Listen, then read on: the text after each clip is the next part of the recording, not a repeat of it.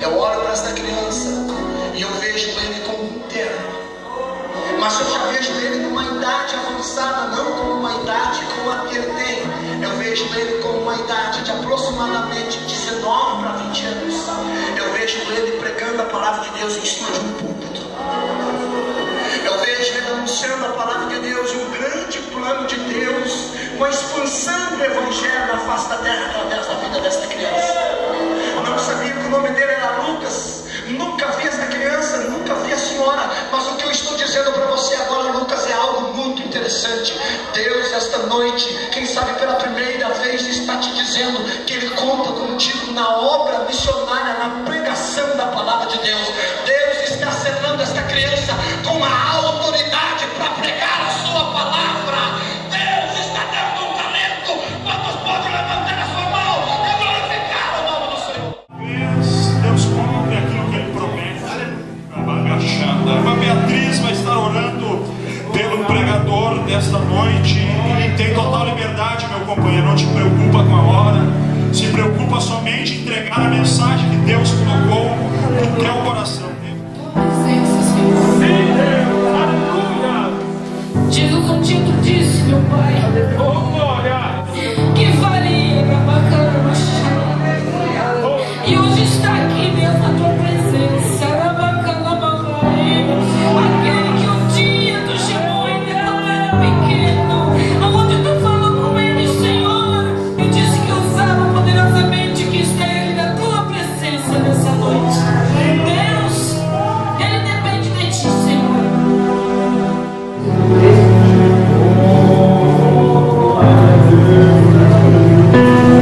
O Senhor ia diante dele, de dia uma coluna de nuvem para os guiar pelo caminho, e de noite uma coluna de fogo para os iluminar, para que caminhassem de dia e de noite.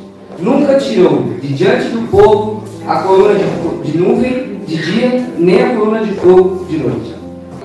Moisés era filho de Joquebede e Anão, da tribo de Levi. Ele nasceu na época que o faraó determinou que fossem executados todos os filhos homens hebreus. Então a sua mãe colocou num cesto no Nilo, e depois a filha de faraó o encontrou. Ele deu o nome de Moisés e o entregou a Joquebede para que fosse sua mãe leite. E depois de crescido, ele foi entregue de volta à filha do faraó, que o educou como palácio, como nobre no palácio. E passaram-se anos e Moisés saiu para ver os seus irmãos. Ele notou que eles eram submetidos a trabalhos forçados. E certo dia Moisés se revolta e mata o feitor egípcio que estava batendo no escravo hebreu. Logo depois de Moisés ter percebido o que fez, o enterrou na areia e fugiu. Moisés fugiu para a terra de Midian, a qual passou a cuidar do rebanho do seu sogro Jetro, onde passou a viver no deserto. E a Bíblia nos conta que depois de aproximadamente 40 anos, Deus fala com Moisés pela primeira vez. Deus falava de uma sarça que ardia, mas que não se consumia.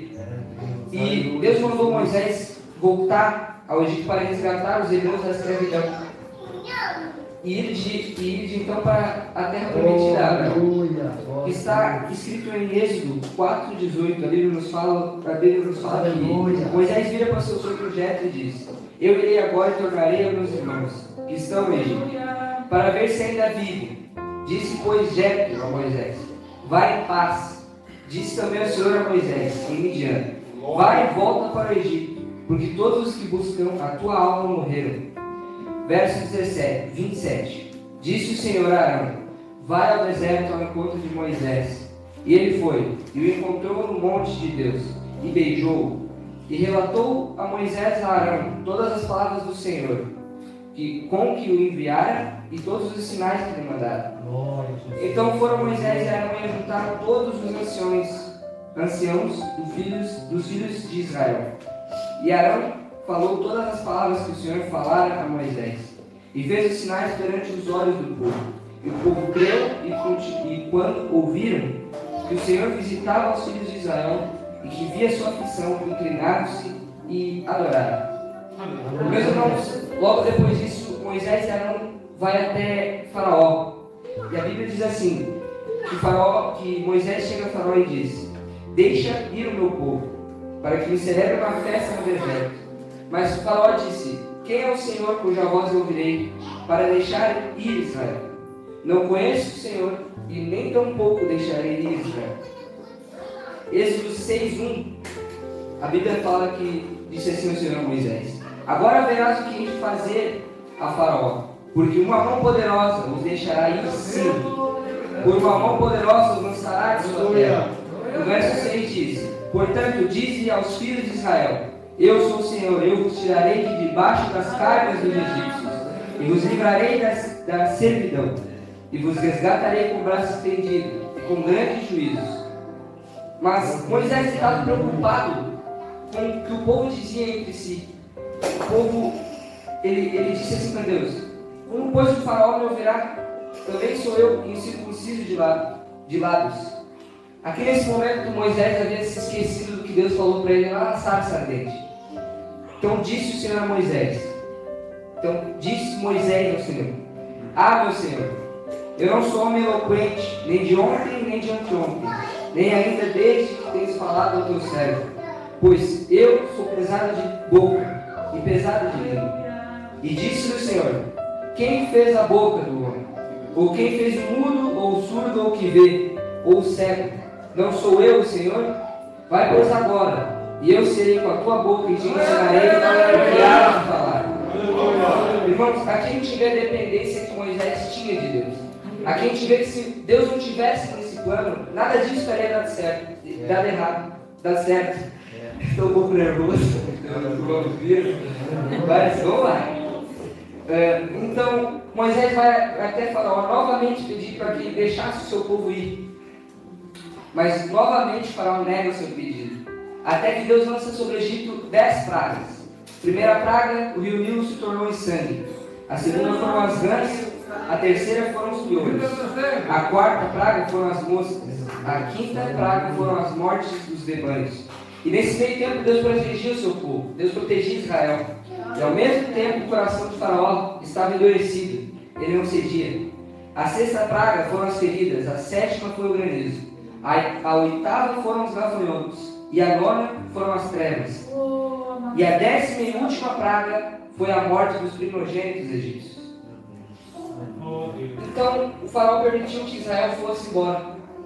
Então o povo foi alegre em busca da terra prometida a Abraão, enquanto o Egito sofria dores inacabáveis. O povo então atravessou o deserto até o Mar Vermelho. O povo provavelmente estava muito feliz naquele momento. Aleluia. Tantos anos à espera da liberdade. José, no início, havia trazido a liberdade para o povo. Não, havia trazido a dependência para o povo. E o povo saiu da dependência. E Deus envia Moisés para que o povo volte a depender de Deus. Então, houve uma reviravolta no Egito. O faraó voltou atrás e preparou as suas tropas para que fosse atrás dos hebreus. E assim foram. E em Êxodo 14:21 diz: então Moisés estendeu a sua mão sobre o mar, e o Senhor fez retirar o mar por um forte vento oriental, toda aquela noite. E o mar tornou-se em seco, e as águas foram partidas. E os filhos de Israel entraram pelo meio do mar em seco, e as águas foram-lhes como um muro à sua direita e à sua esquerda. Os egípcios os seguiram, e entraram atrás deles todos os cavalos de Faraó, e os seus carros e os seus cavaleiros, até o meio do mar. O verso 16 diz: e disse o Senhor a Moisés: estende a tua mão sobre o mar, para que as águas tornem sobre os egípcios, sobre os seus carros e seus cavaleiros. Então Moisés estendeu a sua mão sobre o mar, e o mar retornou à sua força ao amanhecer. E os egípcios, ao fugirem, foram de encontro a ele. E o Senhor derrubou os egípcios no meio do mar, porque as águas tornando cobriram os carros e os cavaleiros de todo o exército de Faraó, que os haviam seguido no mar. Nenhum deles ficou. Aqui nesse momento Deus nos mostra que até quando é impossível para o homem, é possível para Deus. Aqui Deus mostra a dependência que a gente tem que ter de Deus. Se nós dependemos de Deus, nem o exército, nem o mar vai fazer a gente parar, porque a gente depende de Deus. E agora começa uma nova jornada na vida deles. Aqui o povo caminhava no deserto, E a Bíblia nos conta que as vestes, as sandálias cresciam durante a sua caminhada.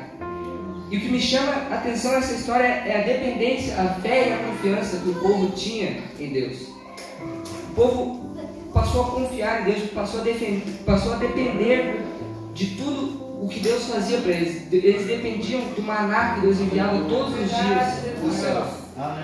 E no início dessa mensagem eu falei que Moisés dependia de Deus, mas agora, além de depender de Deus, Moisés confia em Deus. Moisés havia se tornado amigo de Deus a ponto de lá na frente o anjo lutar pelo seu corpo contra o diabo. E depois de Moisés ter morrido, Deus levanta Josué. Josué e Caleb foram os únicos a entrar na terra prometida. E Josué foi o sucessor de Moisés.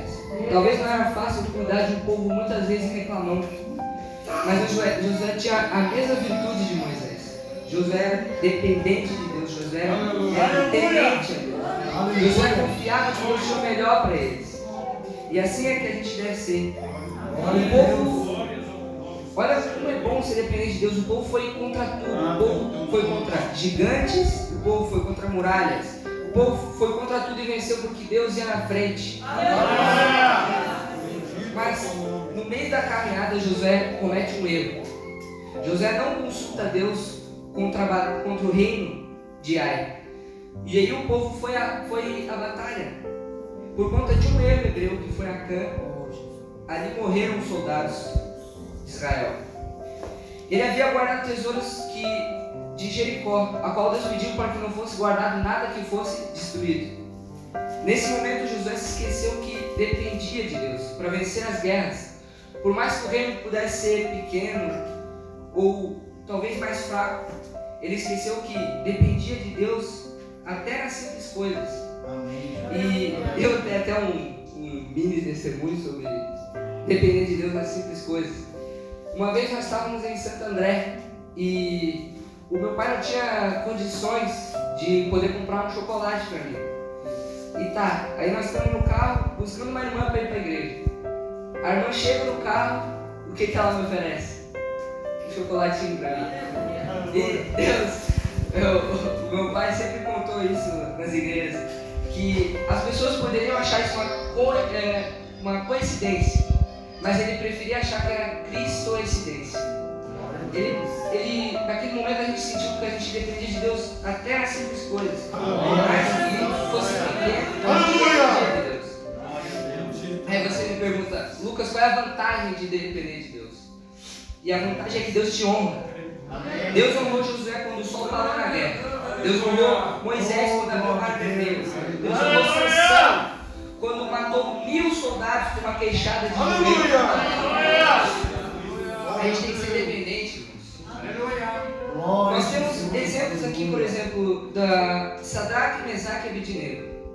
Eles foram para a fornalha, certo? Deus livrou eles da fornalha? Não, mas Deus foi junto com eles. Deus ficou junto com eles os 3 na fornalha. A Bíblia também vai nos dizer sobre Davi. Davi, quando foi lutar contra Golias, Saul tentou colocar nele uma armadura.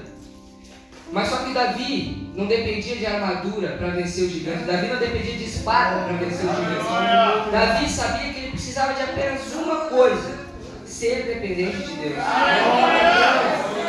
A gente tem que ser dependente daqueles que têm maiores planos do que os nossos. Se Deus não era a nossa vida, nós não éramos absolutamente nada. A gente ia viver de uma maneira absoluta, sem sentido. Josué talvez ele estava preocupado em não conseguir seguir adiante com o povo, mas Deus diz assim para ele: não fui eu que ordenei a você, seja forte e corajoso, não se apavore nem desanime, pois o Senhor, o seu Deus, estará com você, por onde você andar.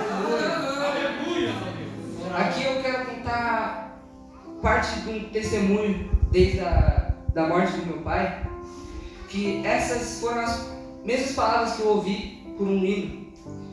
O meu maior medo era de eu perder meus pais. Eu tinha medo de perder, que eles morressem cedo. E durante parte da minha vida eu sofria com esse medo. Ao ponto que quando meu pai ia viajar, eu ficava nervoso, eu ficava aflito, com medo que pudesse acontecer alguma coisa. E eu tinha um certo rancor com Deus. porque a minha mãe havia perdido 2 gravidezes. E eu sempre me conformei de por que Deus tinha deixado isso acontecer. E eu vi meu pai chorando por não conseguir ter mais filhos. E aquilo me deixou sentido. E então meu pai, logo um tempo depois, pegou Covid, mas em um momento eu achei que ele pudesse vir morrer. E então um certo dia ele passou mal e veio a falecer. E nesse momento foi, acho que, o momento mais difícil que eu já passei. Foi o momento que eu senti que eu perdi minha estrutura.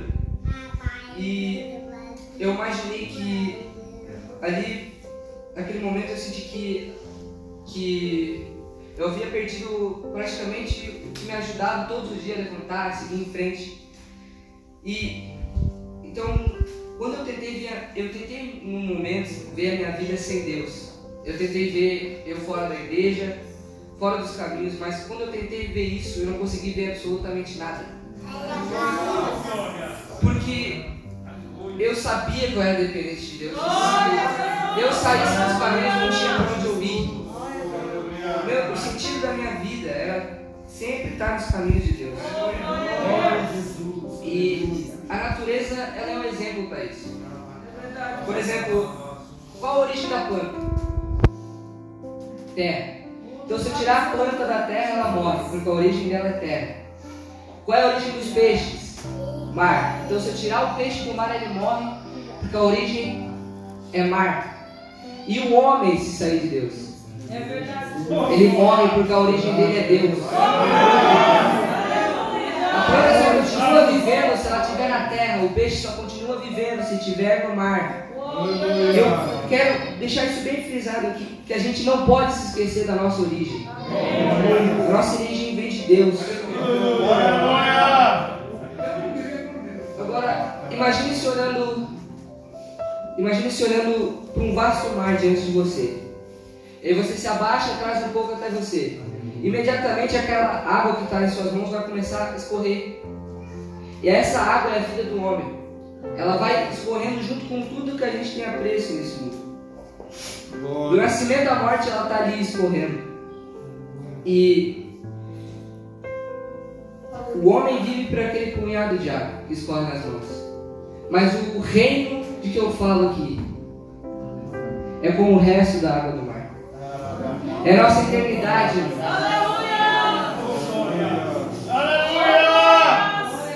Eu parei de me entristecer tanto com a morte do meu pai, quando eu parei para pensar que Jesus levou aquilo que ele comprou lá na cruz. Jesus pagou com a vida. Irmão, você foi comprado por um alto preço. O soldado chicoteava Jesus e Jesus estava ali sofrendo por você. Era por ti, Joabe. Era por ti, Marcos. Era por ti, Dioclésio. O soldado batia e Jesus continuava ali, sofrendo pela gente. Era o lugar que eu deveria estar. Aquelas marcas nas costas de Jesus deviam estar em mim. A marca nas mãos, nos pés deveriam estar em mim. Mas Ele deixou da sua glória para vir salvar pessoas que muitas vezes dão as costas para Ele.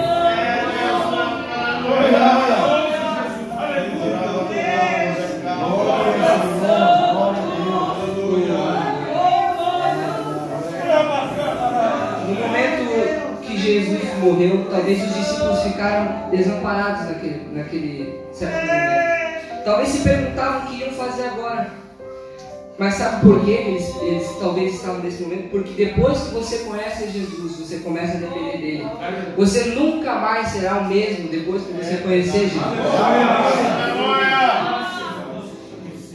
Mas Jesus, no terceiro dia, ressuscita. Nem a morte conseguiu parar ele.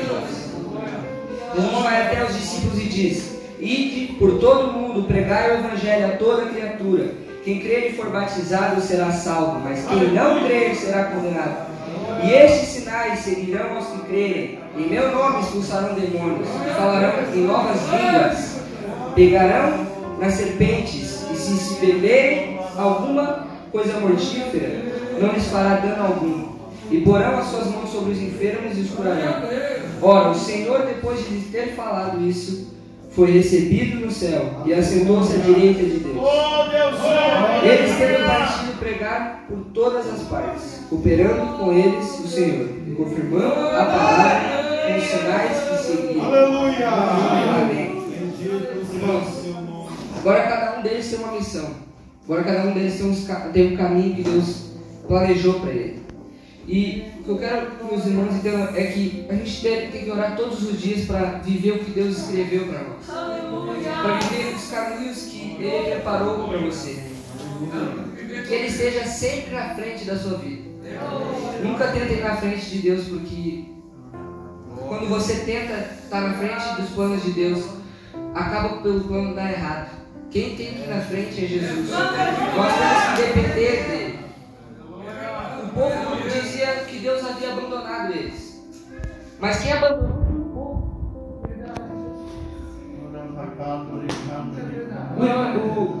Quando o povo clamou, Deus ouviu as orações deles.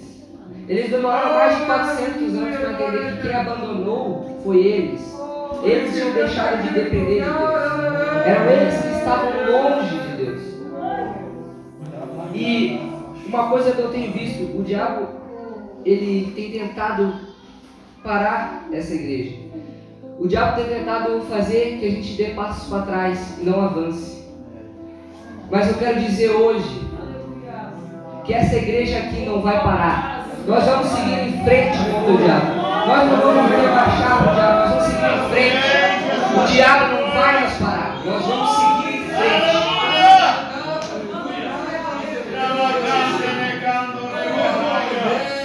E agora, finalizando, eu queria dizer que essa mensagem ela não veio de mim, ela veio de Deus. Não fui eu que pensei nisso, em falar isso. Deus deu essa mensagem para mim, para trazer aqui para os irmãos. E pela primeira vez eu ouvi no meu coração a voz de Deus dizendo assim: e a nuvem os guiou, e a nuvem os guiou. E aí eu entendi que Deus queria que eu falasse sobre a dependência que nós devemos ter de Deus. Até então eu não sabia nem que essas palavras estavam escritas em Êxodo 13, 21. Eu trago uma simples mensagem para os irmãos, que nós devemos depender de Deus, confiar nele e saber que Ele tem o melhor para nós. O povo teve que passar por cima de gigantes, teve que enfrentar muralhas.